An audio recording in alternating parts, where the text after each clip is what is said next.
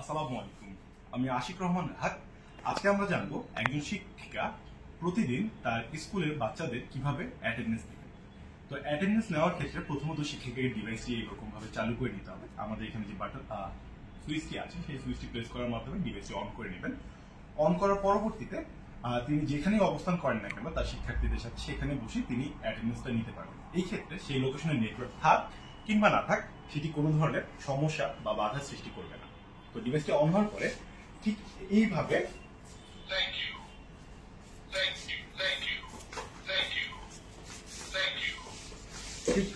একজন শিক্ষিকা তার সকল শিক্ষার্থীর অ্যাটেন্ডেন্সটি নিয়ে নেবেন।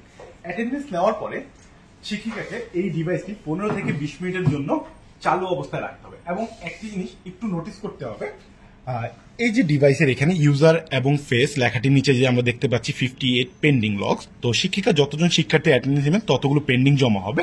সেই পেন্ডিংটি ডিভাইসটি অন থাকা অবস্থায় জিরো হচ্ছে কিনা। যদি এটি ডিভাইস জিরো হয়ে যায় সেই ক্ষেত্রে আপনি আজকে যে অ্যাটেন্ডেন্স গুলো নিলেন সেই ডেটাগুলো আপনাদের এমআইএস সিস্টেম অথবা টিপসই সিস্টেমে চলে এসেছে।